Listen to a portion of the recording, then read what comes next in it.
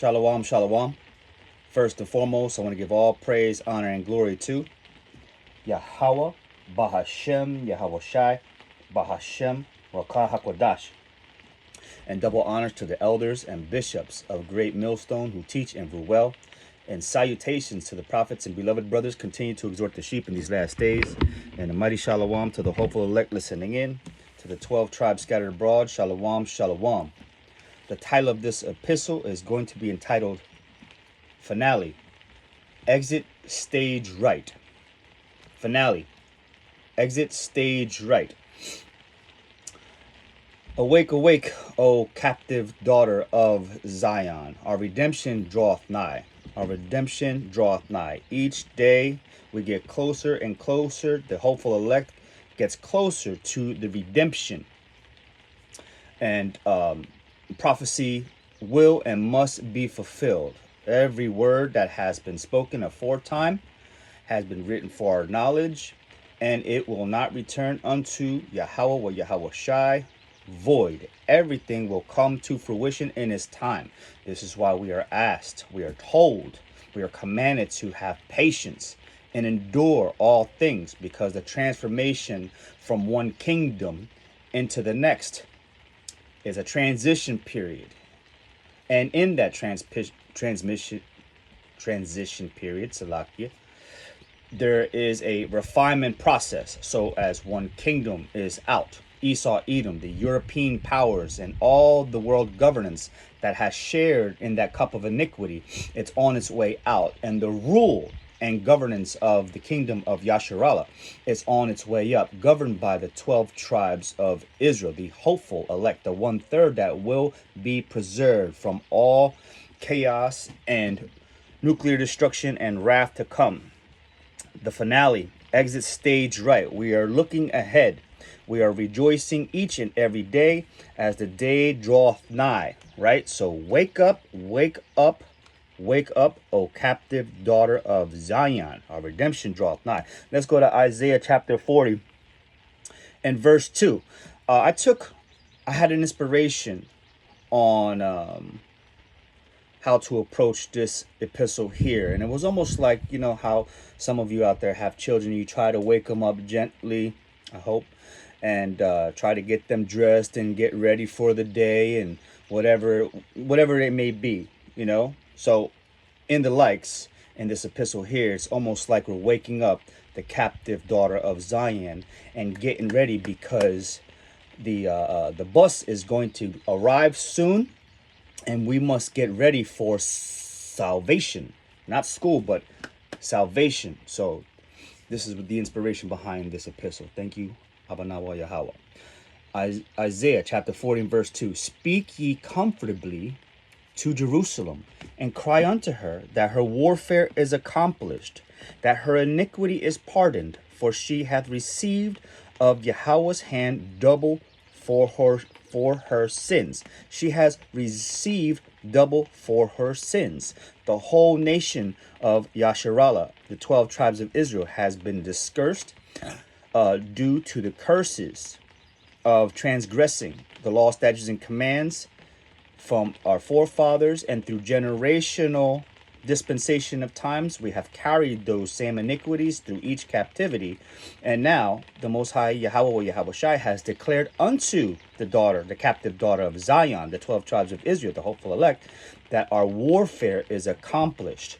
The curse reversal is in full swing, and it is through gradualism. All things have to happen through gradualism. That's Deuteronomy chapter 30 and verse 7, right? So we're waking up our people comfortably, you know, giving them that 100% sound doctrine of who they are, where they came from, where they should be going, right?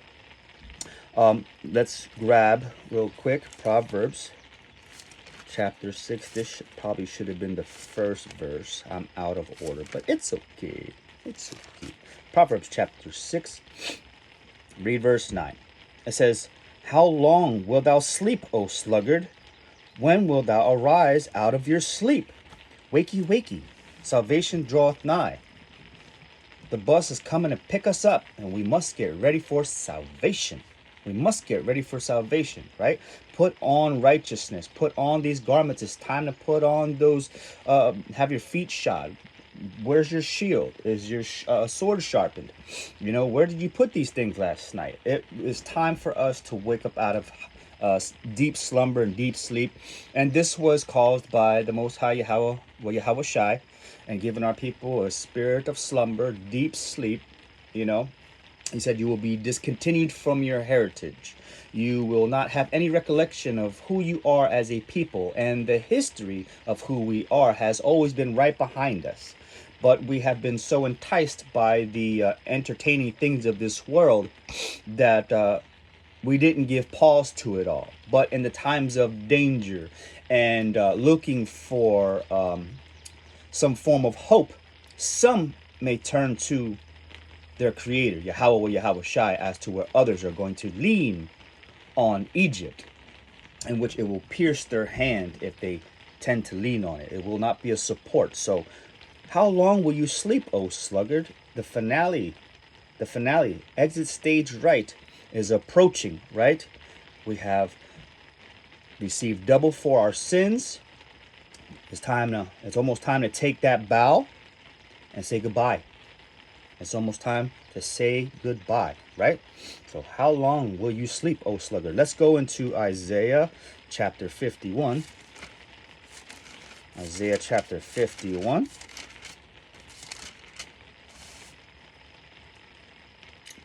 Isaiah chapter 51 and verse 9 on down, it reads, Awake, awake, put on strength, O arm of Yahweh. Awake, as in the ancient days, in the generations of old. Art thou not it that hath cut Rahab and wounded the dragon? He's trying to jog our memory and bring back to remembrance the ancient days, the generations of old, jogging our memory. It's written in our DNA. It's in our spirit. Our forefathers, all the way down, has carried memory in our DNA, and we are being awoken to the spirit of Hamashiach Yahweh Shai, those that he has found predestined to receive that Holy Spirit. It's time to wake up out of sleep. Put on strength, O arm of Yahweh. We are the body of Messiah. We are the body of the Most High Yahweh or Yahweh Shai. He says to wake up. Put on strength. Verse 10, Art thou not it which hath dried the sea, the waters of the great deep, that hath made the depths of the sea a way for the ransom to pass over? Right, the strong arm of Yahweh or Yahweh Shai. Our forefathers have made a way to pass over, to escape up out of Egypt, out of bondage. You know, he has given us all the tools and everything necessary to defend ourselves, and he will ultimately go before us and make a way for us to escape. So awake, and put on strength. Verse 11 of Isaiah chapter 51. Therefore, the redeemed of Yahweh shall return and come with singing unto Zion, and everlasting joy shall be upon their head. They shall obtain gladness and joy, and sorrow and mourning shall flee away. He's going to reverse all the effects of our bondage and the curses. He's going to instill with us that joy. It's medicinal to our spirit, and ultimately all things will reflect outwards from that point on upon receiving salvation. So we're waking our people up, because it's high time to wake up out of sleep and put on strength, put on glory, put on nobility, put on salvation, and put within you integrity to maintain that. Verse 12, I, even I, am that comfort you. Let me read that again. I, even I, am he that comforteth you. He says, comfort ye my people. How do we comfort our people? The gift of the Ruach HaKodesh is the comforter, and through that spirit We deliver unto you the gospel of your salvation. And it's the word of the Most High Yahweh Yahweh Shai. And if you're receiving this word, it is high time to wake up out of sleep, because this is a form of showing his mercy, and that your time is fulfilled double for your trouble. You must go through that period of being cleansed now, and being washed and scrubbed and put on righteousness. Verse 12 again. I, even I, am he that comforteth you. Who art thou that thou shouldest be afraid of a man that shall die, and of the Son of Man, which shall be made as grass? He's saying, don't be afraid of what you see and what you hear upon understanding with the scriptures and what's to come. Do not fear man, but fear the Most High Yahweh Yahweh Shai, who has the ability to grant you freedom, salvation, life, abundance, and all things that he has promised unto his chosen. Do not fear man, for man will ultimately pass as the grass as well. And forgettest Yahweh, thy maker, that has stretched forth the heavens and laid the foundations of the earth, and has feared continually every day because of the fury of the oppressor. And if he were ready to destroy, and where is the fury of the oppressor? The Most High Yahweh Yahweh Shai has all authority over every spirit on the earth, and he has set some up for retribution and salvation and honor, and to be holy and to remain holy. And he has used the others at his disposal as a whipping stick to keep the righteous in line. Right? Where is the fury of the oppressor? And it, as if he were ready to destroy. And where is the fury of the oppressor? He's asking you these things, right? He's asking about these things. We're going to jump we're still in Isaiah chapter 51, but we're going to jump to verse 17. Awake, awake, stand up. How long will you sleep, O sluggard? Right? How long will you stay in the house of mirth? How long will you love simplicity? How long will you delay in reaching for that strong arm of salvation? How long do you need something to come to fruition in front of your face before you take heed? Awake, awake, stand up. We're in verse 17. Stand up, O Jerusalem, which has drunk at the hand of Yahweh the cup of his fury. Thou hast drunken the dregs of the cup of trembling, and wrung them out. You have received double for your trouble. You have drunk that cup of his fury, and it is time that that cup be passed to the heathens. Right? We'll go into that. We're still in Isaiah 51 verse 18. There is none to guide her among all the sons whom she had brought forth, neither is there any that taketh her by the hand of all the sons that she hath brought up. It's almost like you helping a drunk person get into their house from waking up out of sleep. He's saying there is no support for those that are just waking up, right? He says there is none to guide her. And this is the lot of the priests, the prophets, the anointed, is to guide the sheep and steer them in the ways of righteousness. Whether they hear or forbear, it's ultimately their decision, right? If they have the ears to hear, they're going to hear. But the Most High Yahweh Yahweh Shai, he's saying there is none to guide her among all the sons whom she hath brought forth. And now, in this time, the Most High Yahweh Yahweh Shai has it his will to bring forth those sons that will guide the sleeping, slumbering daughters of Zion up out of deep slumber, to be brought back into their natural lot, righteousness. Isaiah 51 and verse 19. These two things are come upon thee. Who shall be sorry for thee? Desolation and destruction, and the famine and the sword. By whom shall I comfort thee? The sons have fainted. They lie at the head of all the streets, as a wild bull in a net. They are full of fury of Yahweh, the rebuke of thy power.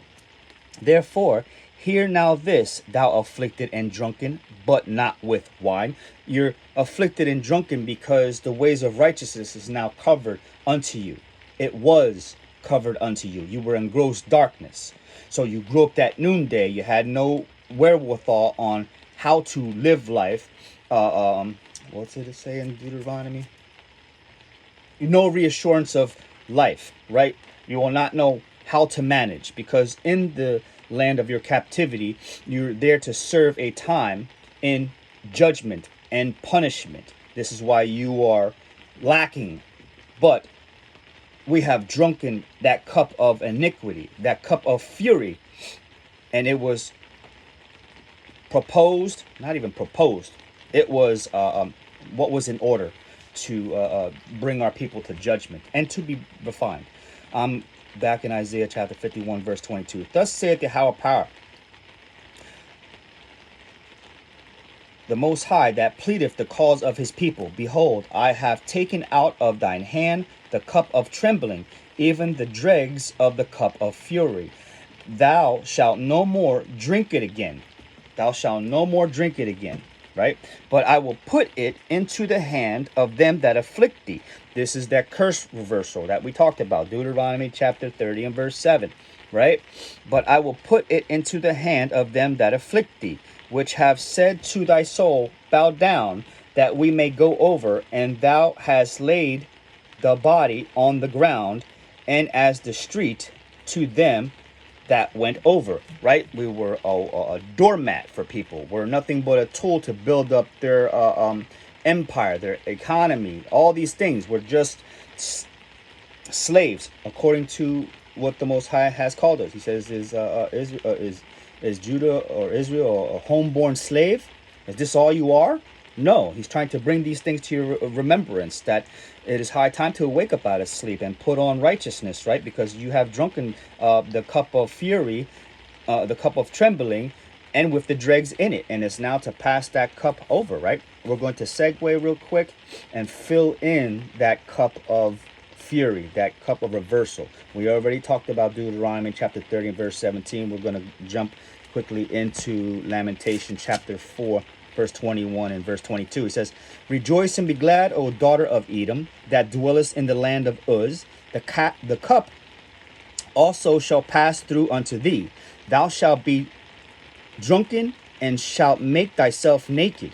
The cup is going to be passed over unto all these nations, in particularly Esau Edom, the European colonialist, right? The so-called white race, the so-called white race. This is a race thing. Chinese are a race, Russians are a race, Africans are a race, European people are a race. Israel is a race. Israel is a race of people. They're called Israelites. And when people start to spin this doctrine and turn it into a hateful color thing and racism and stuff like that, they're using a weak point to invalidate the scriptures. This is about a heritage of people. This is why there's genealogy all throughout the scriptures, because they try to discredit the people of God. They try to take away the power of truth. They are deceptive. They are serpents. They are vile. They are ingrates. They are parasites of the earth. Rejoice and be glad, O daughter of Edom, that dwellest in the land of Uz. The cup also shall pass through unto thee. Thou shalt be drunken and shalt make thyself naked. Oh, I didn't own any slaves. That has nothing to do with me. You have benefited from the enslavement system of oppressing a people and still have governance over them and has not released them. We do not want retribution. We do not want any of your financial gain. We do not want 40 acres and a mule. We want redemption. We want what the Father has proclaimed in the scriptures. This is the 100% sound doctrine that is going to take place, and it's moving throughout the earth.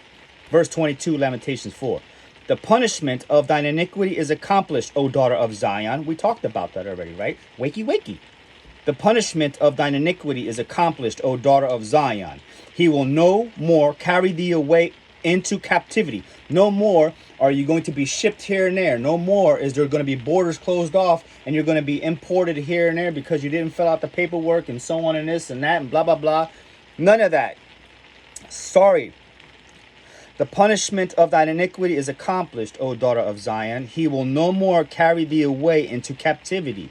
He will visit thine iniquity, O daughter of Edom. He will discover thy sins. He's going to lift the skirts of Esau, Edom. It's all being exposed anyway. All the nations know.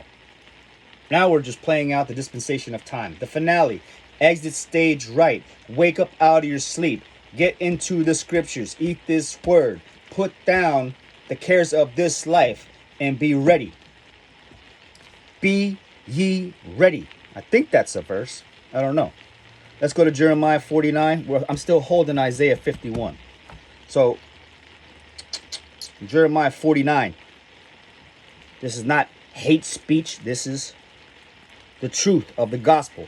All iniquities and all sins have to be accounted for. It doesn't matter how many years and generations and lifetimes, it must all be paid for, because that's what restores balance in the earth.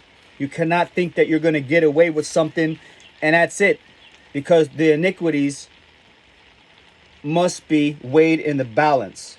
That's life. That's life, pussycat. Jeremiah 49. Sorry. Jeremiah 49. Oh, man. Man, I do want to read that. Yeah, I'm going to read that. Jeremiah 49 and verse 7. I'll start from verse 7. I wanted to only just grab the one verse, but I can't help it. Jeremiah 49 and verse 7. Concerning Edom, thus saith Yahweh our power, is wisdom no more in Teman? Is counsel perished from the prudent? The Most High is passing that cup over to our enemies. And the wisdom of Esau, Edom, and the counsel thereof is going to be utterly diminished. They're going to make so many errors. Excuse me. Concerning Edom, thus saith Yahweh of hosts, is wisdom no more in Teman? Is counsel perished from the prudent? Is their wisdom vanished? Flee ye, turn back, dwell deep, O inhabitants of Dedan, for I will bring the calamity of Esau upon him, the time that I will visit him. Visitation is ensuing. We are in the beginning of sorrows. If grape gatherers come to thee, would they not leave some gleaning grapes? If thieves by night, they will destroy till they have enough. They're just greedy vultures. All they do is just pillage and destroy. Verse 10, but I have made Esau bare. I have uncovered his secret places, and he shall not be able to hide himself. You will not be able to hide anymore. You're a vagabond in the earth, and all eyes are on you, and the fingers are pointing at you and your people. His seed is polluted. His seed is spoiled, and his brethren and his neighbors, and he is not. He is no more. Jeremiah 49:11. Leave thy fatherless children, I will preserve them alive, and let thy widows trust in me. Right? This is in the law. He's going to eliminate the seed line, but preserve the children and the women. The majority of his percentage, I don't know. Verse 12. For thus saith Yahweh power, behold, they whose judgment was not to drink of the cup, they have never drinking of that cup. Their iniquity is stacked high. Decades and decades and generations of iniquity just piled up. They're going to receive double as well. If you look at the history of what was done to the 12 tribes of Israel, being brought over on slave ships and taken from different isles and put in cane fields and cotton picking fields and this and that, and how the race of people oppressed them and tortured them and destroyed them, that cup is going to be passed on to them. You can't say, no, I don't want to drink that cup. For thus saith Yahweh power, behold, they whose judgment was not to drink of that cup have shortly drunken. And art thou he that shall altogether go unpunished? This is a question. Thou shalt not go unpunished, but thou shalt surely drink of it. You must drink of it, because this is the word that Yahweh Shai has pronounced. This is what is going to take place. You cannot reverse his word. You cannot do that. You do not have that authority. There's nothing you can do. You can run, you can hide, but he will find you and seek you out. And he will pass that cup to you with his teeth shining with a big smile. Jeremiah chapter 25. I'm still holding Isaiah 51. Jeremiah 25. And not just Esau, Edom. Even though he's going to get the bulk of it. All the other nations that put their hands on the apple of the Most High Yahweh Shai's eye has to drink of that cup too. There's going to be one big party just passing around that cup. Jeremiah chapter 25 verse 15. For thus saith Yahweh power. Jeremiah 25:15. For thus saith Yahweh power of Israel unto me, take the wine cup of this fury at my hand, and cause all the nations to whom I send thee to drink it. He says to his anointed, take this cup of fury out from his hand and pass it over to all the other nations. Here, you have to drink this, smell it, taste it. You have to drink it. This is what he's saying. Being funny, but that's what's written. Verse 16. And they shall drink it and be moved and be mad because of the sword that I will send among them. Then took I the cup at Yahweh's hand and made all the nations to drink, unto whom Yahweh had sent me, to wit, Jerusalem and the cities of Judah, and all the kings thereof, and all the princes thereof, to make them a desolation, an astonishment, a hissing, and a curse, as it is this day. Right? We had to drink of it. We had to drink of it. Right? We had to go through all these punishments. We had a sword chasing us down to a point where we were refined, and the curses are being lifted up off of us. Verse 19. Pharaoh, king of Egypt, and his servants, and his princes, and all his people. Right? The same thing now, right? And Babylon, USA.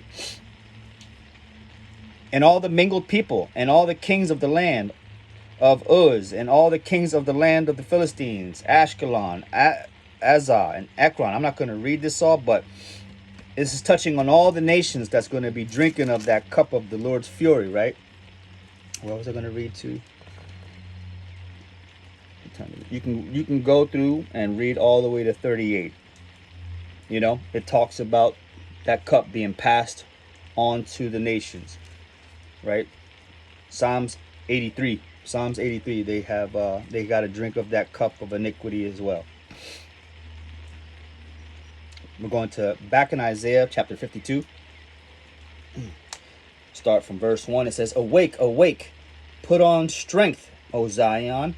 Put on thy beautiful garments, O Jerusalem, the holy city. He says, you know, that holy city is going to come down from heaven. It's going to be a priestly kingdom. That's what it's representing. The men, the priests, this is that holy city. O Jerusalem, the holy city. For henceforth there shall no more come into thee the uncircumcised and the unclean. Right, you're going to be purged of your iniquities. The laws will be written in your inward parts, and you're going to be upright and glorified. Verse 2. Verse 2. Shake thyself from the dust. Arise and sit down, O Jerusalem.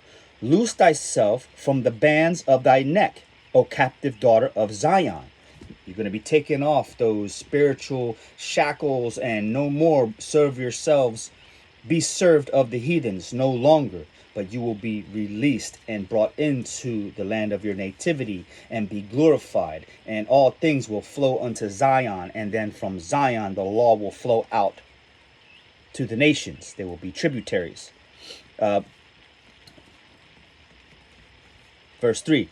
For thus saith Yahweh power, ye have sold yourselves for nothing or not, and ye shall be redeemed without money. This is a gift. This is a gift because it has been a promise, and it wasn't nothing that you have done to release yourself. It wasn't by works or by might or anything. Have faith in believing the report and do what is necessary to be accounted worthy to escape all these things that must come to pass. It was without money. Verse 4. For thus saith Yahweh, my people went down aforetime into Egypt to sojourn there, and the Assyrian oppressed them without cause. Right? Our forefathers were oppressed in Babylon. They were oppressed in Medo-Persia. They were oppressed through the Greek captivity. They were oppressed in the Roman captivity. They were oppressed, and we are oppressed in the revived Roman Empire. And we are oppressed in the West. Oppressed, only oppressed forevermore. Right? We're going to jump to Isaiah 52 and verse 11 and 12. It says, depart ye, go ye out from thence, touch no unclean thing. He's not telling you to get a passport and just go find somewhere beautiful to kick your feet up. No, we must wait on all things to be fulfilled, so that way he is glorified. He will bring salvation. You cannot bring salvation to yourself. Depart ye spiritually. Spiritually depart from Babylon the Great. No longer do you have a love or a thing to be fulfilled here in the land that is not your nativity. Depart ye, go ye out from thence, touch no unclean thing. Don't touch unclean, do not return back to your vomit. Don't transgress, be mindful, be circumspect, because your enemy, like a roaring lion, seeketh to devour who he can. So be circumspect and tread carefully. Be alert, be aware. Go ye out of the midst of her. Be ye clean that bear the vessels of Yahweh. Right? They must be clean. Verse 12. For ye shall not go out with haste, nor go by flight. For Yahweh will go before you, and Yahweh of Yasha'Allah will be your reward. He is our ultimate reward, and that is a very good thing. Very good thing. We'll go into Jeremiah chapter 3 and 18. So the finale, exit stage right. We're waking up out of the land of our captivity, putting on our righteous garments, putting on nobility, putting on royalty, putting on righteousness. Jeremiah chapter 3 and verse 18. Right after you're waking up, this is the good news. Jeremiah 3 and 18. In those days, the house of Judah shall walk with the house of Israel, and they shall come together out of the land of the north. We are in the land of the north. In those days, the house of Judah shall walk with the house of Israel, and they shall come together out of the land of the north, to the land that I have given for an inheritance unto your fathers. If we are in the land of the north, there are some that are calling this place the land of our nativity. They're calling this is where our rest is. So are we going to be taken out of it and then brought back into it to inherit it? He says, come together out of the land of the north to the land that I have given for an inheritance unto your fathers. Right? Remember that precept right there, right? Out of Babylon, out of Babylon, out of Babylon. Let's go into the mighty book of Baruch, found in your Apocrypha. And chapter 5. Chapter 5, I would read the whole chapter, but for the sake of time, I'm just going to grab a few verses. Baruch chapter 5 and verse 1. Put off, O Jerusalem, the garment of thy mourning and affliction, and put on the comeliness of the glory that cometh from the Most High forever. Wake up and start putting these clothes on. Put off the garments of mourning and affliction, and rejoice, because your redemption draweth nigh. Glory is coming. Glory is coming. This is the word.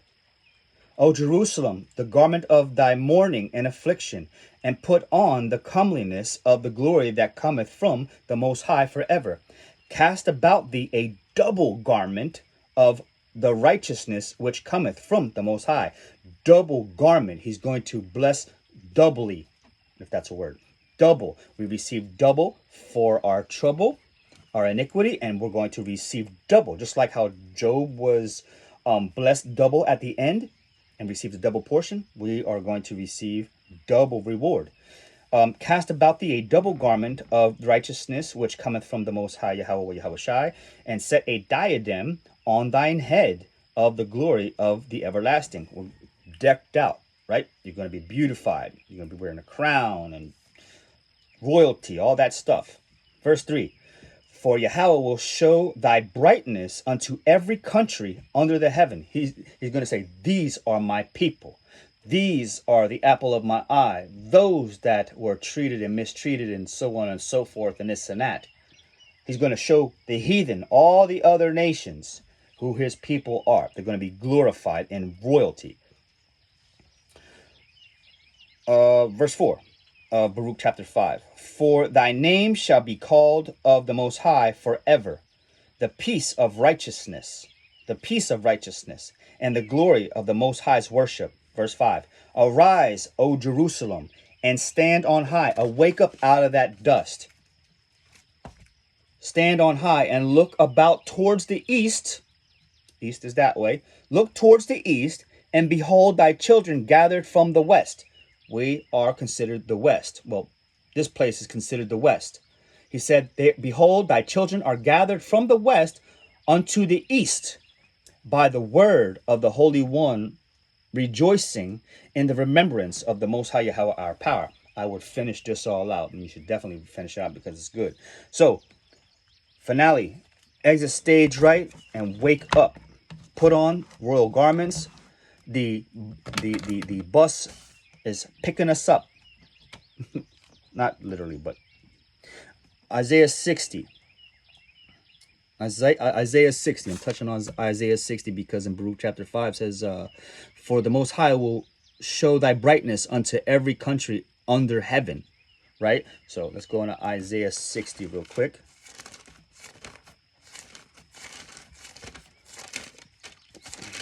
Isaiah chapter 60, it says, arise, shine, for thy light is come, and the glory of Yahweh is risen upon thee. For behold, the darkness shall cover the earth, and gross darkness the people. But Yahweh shall arise upon thee, and his glory shall be seen upon thee. Right? We talked about that. The other nations are going to be in wow, jaw-dropping, and trembling and scared. Right? The whole world's in darkness. They're about, doing whatever they're doing right there. And judgment is on the rise. Isaiah chapter 60, verse 3. And the Gentiles shall come to thy light, and kings to thy brightness of thy rising. Lift up thine eyes round about, and see. All they gather themselves together. They come to thee. Thy sons shall come from afar, and thy daughters shall be nursed at thy side.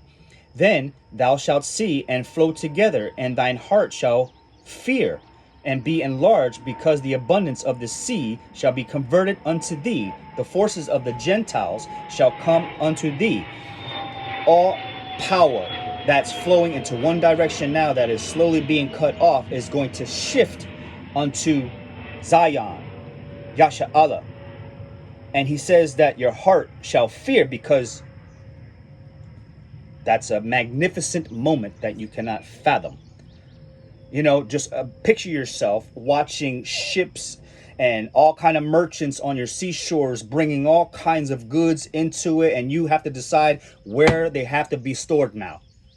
I want the jewels and the gold and all those things held in this place here, and the finest lumber and the spices and the finest linens I want taken over here, and you have to coordinate all of it. It's being imaginative, but you get it. Isaiah chapter 60, verse 6. The multitude of camels shall cover thee, the dromedaries of the Midian and the Ephah. All they from Sheba shall come. They shall bring gold and incense, and they shall show forth the praises of Yahweh. Right? This is the Most High Yahweh Shai is doing, because he has a love for his people, his children, and he is very jealous over them. And redemption is drawing nigh, and he is about to cut loose. We're going to close up with Psalms 127. So now that we are now getting dressed and waking up on our feet and wiping the crust out of our eyes and yawning with the morning breath and all kind of things, from our spiritual deep slumber, it's going to be too fantastic to have a part in this and witness this in real time, in real life. This is not some fairy tale. It certainly is not a fairy tale. Psalms 126, Salakia. Psalms 126. When Yahweh turned again the captivity of Zion, when the light has risen upon thee, we were like them that dream. It was like waking up out of a nightmare. Well, we really were in that place? Verse 2. Then was our mouth filled with laughter and our tongue with singing. Then said they among the heathen, Yahweh has done a great thing for them. The heathens will say this, the Most High Yahweh, their God has done a great thing for them. Look at them. Look at them, happy and joyous and in abundance and glorified. And we have now our power back with us and we with him. And Yahweh have done a great thing for us. Wherefore we are glad. Turn again our captivity, O Yahweh, as the streams in the south. They that sow in tears shall reap in joy. He that goeth forth and weepeth beareth precious seed, shall doubtless come again with rejoicing, bringing his sheaves with him, rejoicing and giving the Most High, Yahweh, Yahweh Shai, glory and praise all the days that we have breath in us. And our children will see us glorify our Father, and they will take on those same beautiful righteous attributes and continue to prosper, and faith will abound and grow. So with that, I pray this is edifying unto the elect. The water Abanawa Yahweh for another opportunity and push forth some edification unto the sincere sheep and to the royal elect. Shalom, shalom.